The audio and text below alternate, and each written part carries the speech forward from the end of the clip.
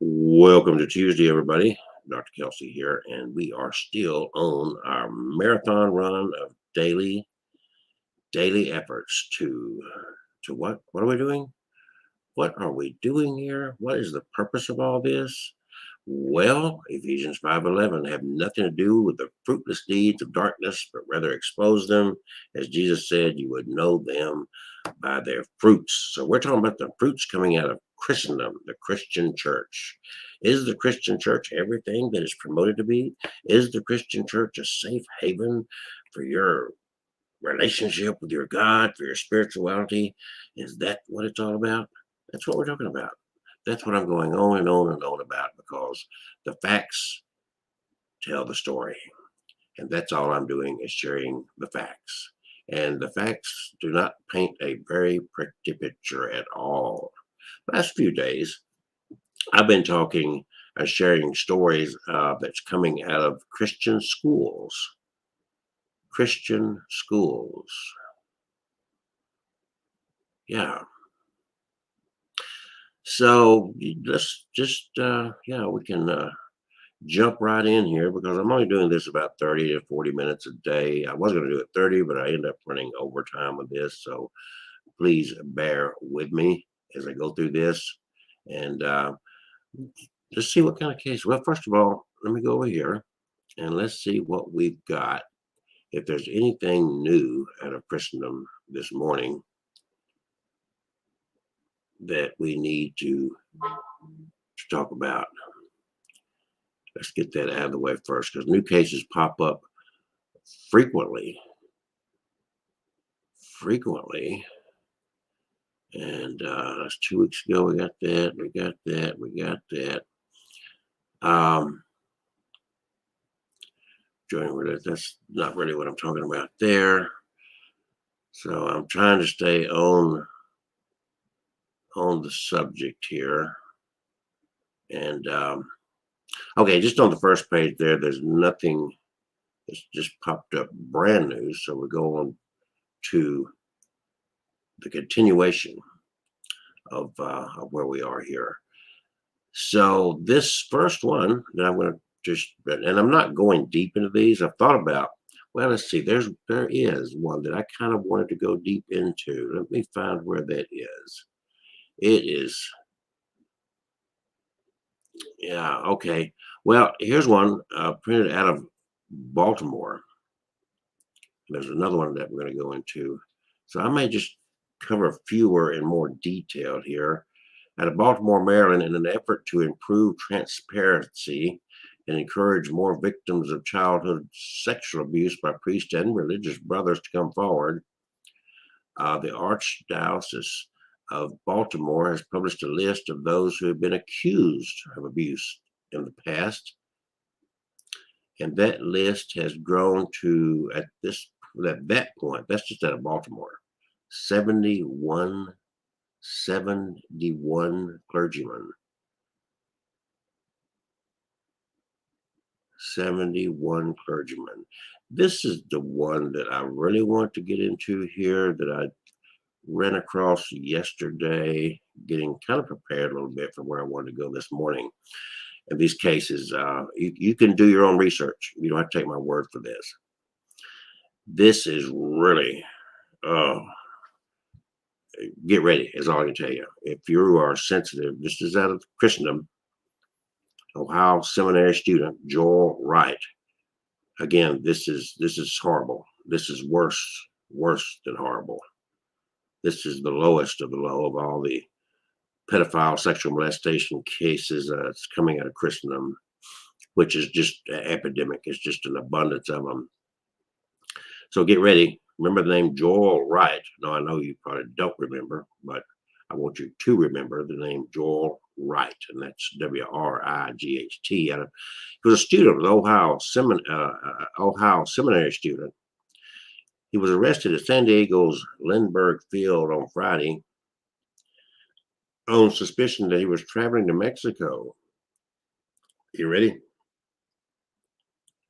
To have sex with multiple infants. Special agents for the U.S. Immigration and Customs Enforcement, ICE, apprehended the 23-year-old student. Wright stands charged with 2 felony counts: traveling with intent to engage in a sexual act with a minor and attempting to engage in illegal sexual conduct in a foreign country. I guess he thought if he just go across the border that he would get by with this. Investigation opens a window into a secret world where sexual predators prey on young children around the globe. It's not secret. It's in your face. You just do a little bit of work. You should not be shocked. Well, you should be shocked, but you have to come to the terms with the fact that this is not unusual. This is common. This is why I'm doing this. It's not unusual. It's not a rarity. This is common, people. That's the horrible part of it. This is commonplace at a Christendom, the Christian church. A tip led an undercover Homeland Security investigation agent to communicate with Wright. Wright placed an online ad that initiated communication with a Mexico-based tour guide. The HSI agent took over the email account and communications with Wright, who did not know the change had taken place, according to ICE. Wright allegedly expressed a desire to go to Tijuana. Why was he going to Tijuana? This is a seminary student, a man preparing to be a man of the cloth, to pray. He was going to Tijuana. He wanted to adopt or own a child 2 years old or less. 2 years old or less, and force intercourse, with the intention to carry through on his depraved desires. Wright booked a flight to San Diego. What's more, he arranged to meet up with a tour guide's friend at the airport. And fortunately, of course, instead, he was arrested upon landing at the San Diego airport. Investigators say Wright thought he and the tour guide were going to meet and travel to a Tijuana hotel and to see the female infants, according to ICE. God. Are you listening to this, people? Have you gone back and listened to the case after case after case and see how depraved and horrible things coming out of Christendom? Not rare. This is the horrible part of it. Each individual case that's come up here is horrible. But the compound interest is how it's an epidemic. It's not rare.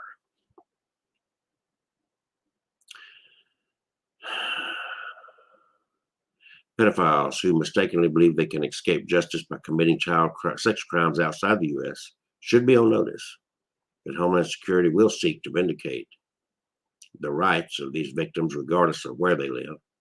Fortunately, in this instance, our perseverance and diligence prevented the sexual exploitation of another innocent victim. Do you believe this? Do you believe this? It is a fact. This is not, this is not a rare thing. He ended up getting a 15-year federal prison sentence. He pled guilty. He didn't even go to trial. He pled guilty. They had him. He was seeking children under 4 years of age.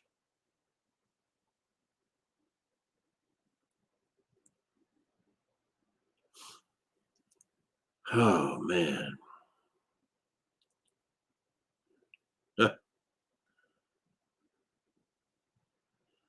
Under 4 years of age to have sexual intercourse with a baby.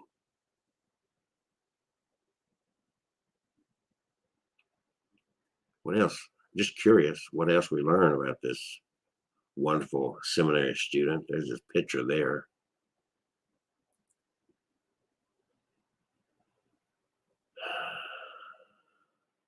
He'd been on this search for over a year. Last spring, it says, A call was made to the Steubenville Police Department concerning a post found on Facebook and Craigslist. The report says Wright, a former Franciscan University student, was looking to pay $150 to babysit a child. I will babysit your infant for $150. You don't pay me, I'm going to pay you. Is that a... the last several months, Wright had moved to Columbus and was studying to become a Roman Catholic priest at Pontifical College. Allegedly, he continued his search to find an infant or a female child under the age of 4 to film while sexually assaulting them. Of course, now, after the fact, he's kicked out of that school. But if he hadn't got caught, he'd be standing up at some point praying and praying and praying on somebody's children, somebody's infants. Could have been yours. Isn't that horrible? Could have been your infant. Could have been. This is horrible. Oh, man.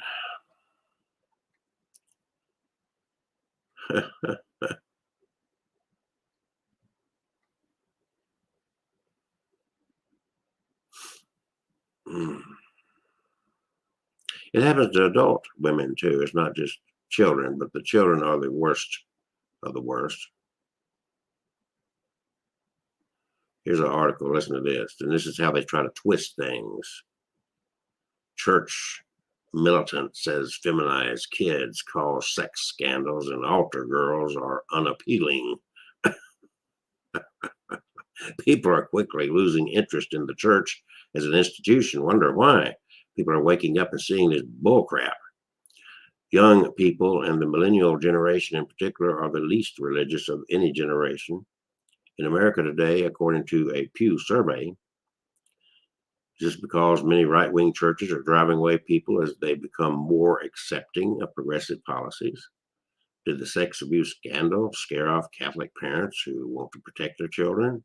What about the Protestant parents wanting to protect their children? What do we want to blame it on just the Catholics? They just try to do that, right?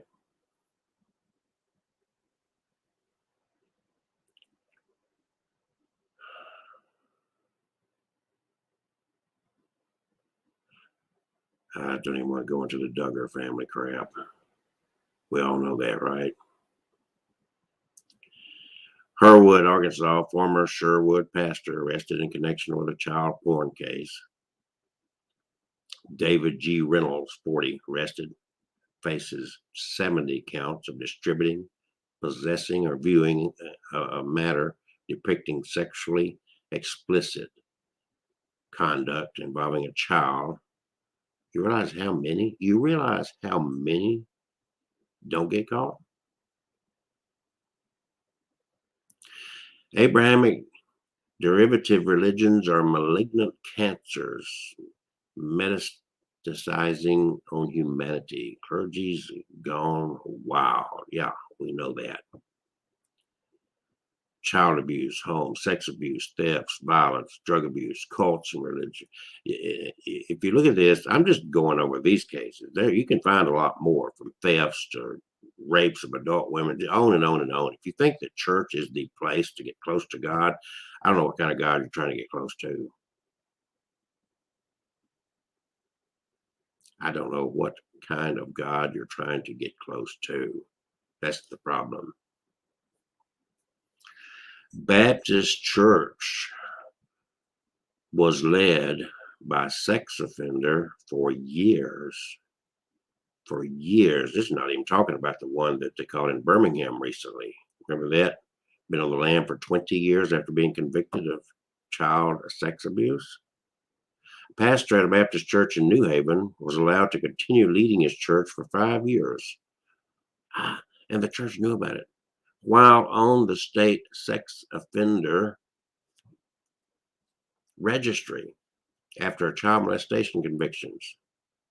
Letters from church officials and state records, court records show it was only after his second arrest in on child pornography charges that Eli Echeverria stepped down from leading El Caballero Baptist Church.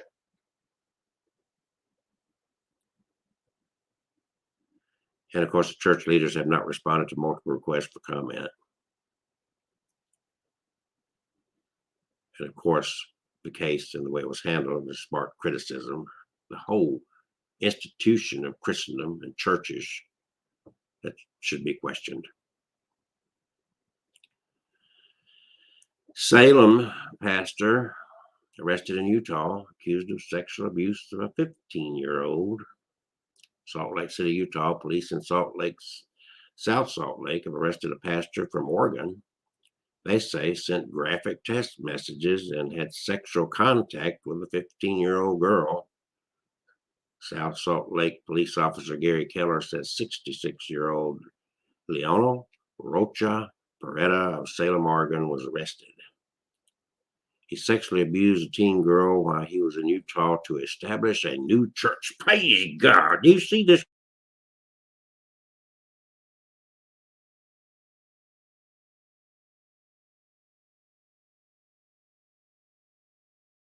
For the girl, why he was setting up a new church.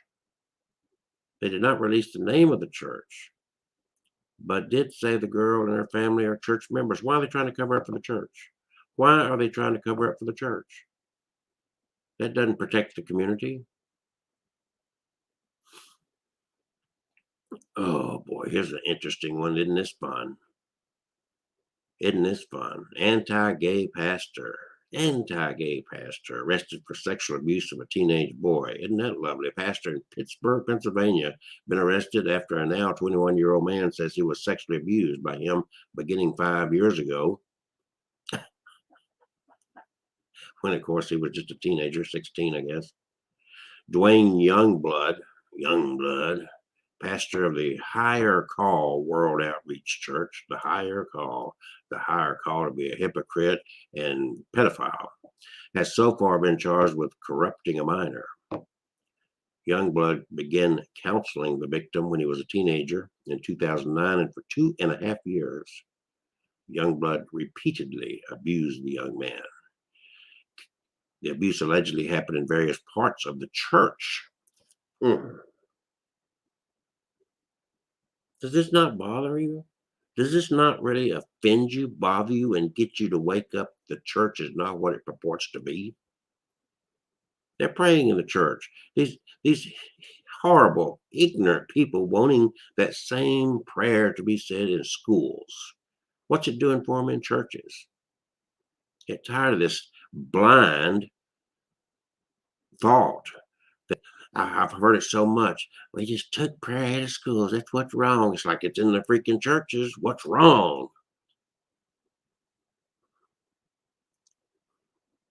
The pastor also showed the teen pornographic videos from his computer. Watch this while I fondle you, young man. Youngblood is married with children, and he authored the 2006 book. It's not funny. I'm laughing, but this guy, this pastor, Dwayne Youngblood, who anti-gay, married with children, authored a book in 2006, Freedom from Homosexuality, No Longer Living the Life, which tells of his experiences and how he believes he's being used by God to expose the plan of the enemy. What's the plan? What's the plan he's exposing as he's fondling little boys' penises in the church? In promoting the book on Amazon, it says through his honesty about his life, and the enemy's plan. Who's the enemy? Many have already been delivered from perverse sins. I want to see if that book is still there, just out of curiosity. It's still there. It's still there. Here he is getting arrested for doing what he's talking against. It's there. He's got 28 ratings. God, I wonder if anybody's exposed him on here. There it is, right here. Here's one of the reviews of his book. Right here, still on Amazon. You still get this book that he wrote as he's fondling little children's penises, claiming he's exposing the enemy. Oh, what's it all say here? In this life-changing book, Bishop Dwayne Youngblood shares insights and truth to help anyone struggling with perversions find a place of forgiveness and deliverance in God. I don't know what God he's talking about. Through his honesty about his own life and the enemy's plan against him. Who's planning against you, bitch? As you fondle little boys' penises. I guess stick them in your mouth and suck them off too. Many have already been delivered from the perverse sins. As you read through the pages of this book, you may find yourself in this story as well as find your way to freedom. Well, he's not got his freedom. He got locked up. Freedom from homosexuality takes us from the setup against a small child. God, it's not funny. To the deliverance of the man. If you're a man or a woman, a church leader or a member, this book will help you process the mind of God about your life and the way you can live for him. You don't even believe in a God. If there was a God you're praying to, he would have seen every action that you took against that little boy. And was that even the only one? The book is detailed and explosive against the enemy. Who's the enemy? I think Bishop Youngblood was the enemy. Very candid, open as God uses him to expose the plan of the enemy. Lord Almighty, against so many sitting in the pews in church today. Well, he's right about that. He was the enemy in the church. You'll never be the same as you read pages of liberty as this man of God. What kind of God is in the Church of Christendom? Shares from his heart. Once you have read the book, get in the fight to rescue others from the perverse spirits that seek to control the life of believers. As you read, be encouraged, be empowered, and be set free. I wonder how those words are suiting him as he sits in prison. So here is the first review, Pandering of a Pedophile. Somebody who, and it says this book was written by a convicted pedophile, a molester of children 8 years ago, Pastor Dwayne Youngblood, who wrote a book titled Freedom from Homosexuality, No Longer Living a Lie. Yesterday, he was arrested for molesting a teenager boy dozens of times. Abused him for 2.5 years while Youngblood was supposed to be counseling him at the church. The assaults allegedly happened in the church office, in the church bathroom, and in the church back room.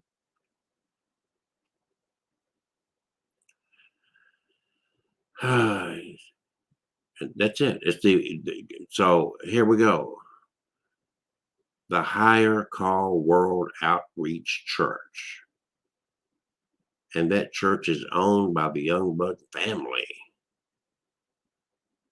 Dwayne, his pornographic video of kids underage, sharing that with a young teen boy as he's fondling himself. Don't waste your time with this book. You can't pray away the gay. You might be able to fake it for a while, but you really can't change it. The sad part about it is engage in with a consenting adult, not a child, and run a child's life. That's the problem with this. That and the hypocrisy coming out of the church, which is just exposed huge time by him writing this freaking book, saying that prayer and church and whatnot, you can clear this stuff up. Yep. This book is the height of hypocrisy. The author proves his program does not work. Do not buy this. Rubbish. This is the reviews of the book. Child molester says what? I mean, it's not funny, but it's just ridiculous. This is what's coming out of Christendom. It is. This is what's coming out of Christendom. Here I've gone 25 minutes already just covering these little cases, and it's like unfreaking real. Former Lewis County pastor charged with sexual abuse of a child, Duncan Aker Jr., 63, served as pastor of the Vanceburg Christian Church. Then he moved to Indiana. Police say he sexually abused a boy under 12 for at least 3 years. For at least 3 years. He did this in the church, in his home, in his car, in an outbuilding he owned. He was Broward pastor, school official, pastor and school official. They love being around those kids. Guilty in sex abuse case. Didn't take the jury but 3.5 hours to find Jeffrey London, a church youth pastor and a charter school disciplinarian and unofficial foster parent, guilty of federal sex abuse charges. Ex-pastor, a Chesterfield man who volunteered as a youth pastor in a Colonial Heights church, was sentenced to 25 years for his sexual abuse of several teens in his youth group. Several teens. Look at the victims. Yeah, they punish these guys, but these victims are traumatized. They're screwed for life. Retired assistant pastor charged with molestation of a minor. 71-year-old retired Duncan assistant pastor. They say he had indecent acts with an out-of-town 10-year-old female. 2 counts of lewd and indecent acts with a child under 12.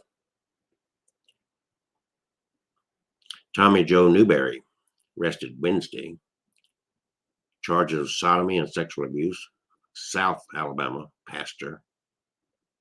They abused at least six underage boys over the course of several years. Washington County, Alabama.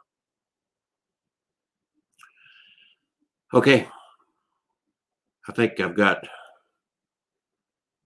that is just, an interesting thing about this. I'm going to just carry this forward for a second here. Matthew 6:4 for the Christian church supporting Bible people. And believe me, I'm not sitting here promoting the Bible. I'm certainly not sitting here promoting Christianity or Christendom.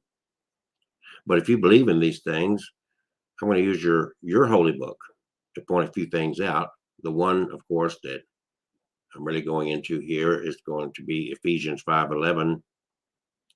Test and prove what pleases the Lord. Have no fellowship with the fruitless deeds of darkness, but rather expose them. For it is shameful even to mention what the disobedient do in secret. Ephesians 5. Matthew 6.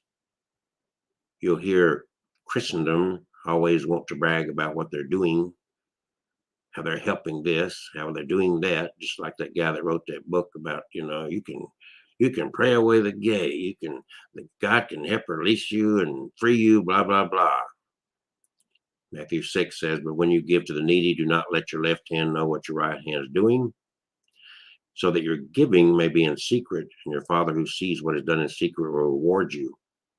And when you pray, do not be like the hypocrites, for they love to be praised standing in the synagogues and on the street corners to be seen by men. Truly, I tell you, they already have their full reward. Got to get the gist of that. Oh, they love, you see them all the time. Go to restaurants and they sit around a table and they make sure everybody sees them holding hands and praying.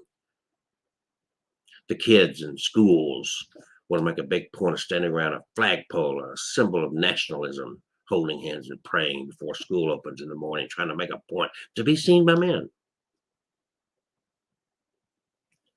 That's the problem.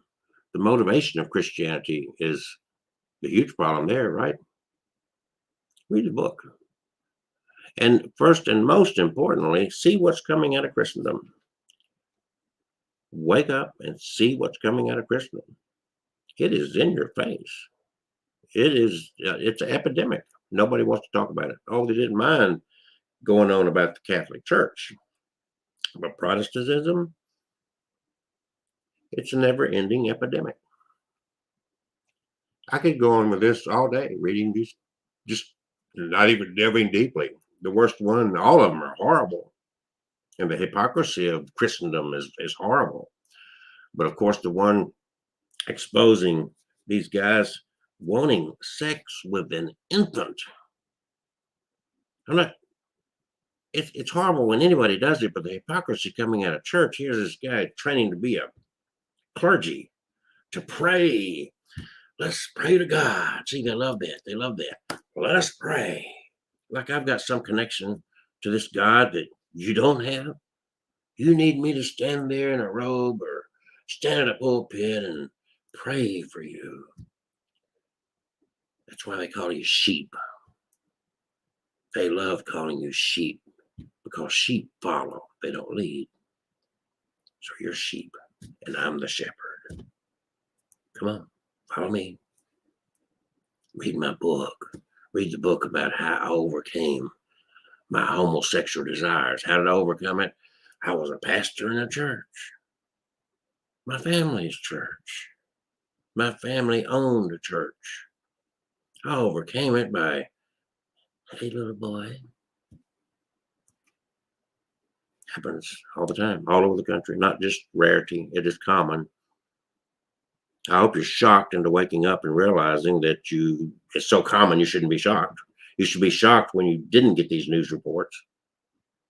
That's when the shock should come in. It's like, huh, you mean there's no new cases coming out of Christendom? That would be a shock because it's been going on for decade after decade after decade.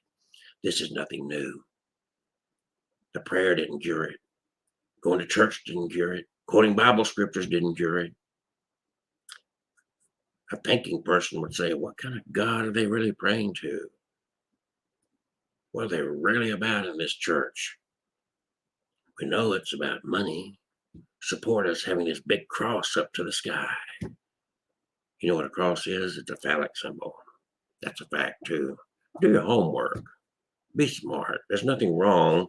In fact, if you read the Bible, actually read the book, which most Christians never do. Not a Bible study aid. Read the book. You'll learn a lot of wild stuff. It'll wake you up. Talk to you tomorrow morning about this subject because there's a lot more to come. We haven't even touched the surface, sadly.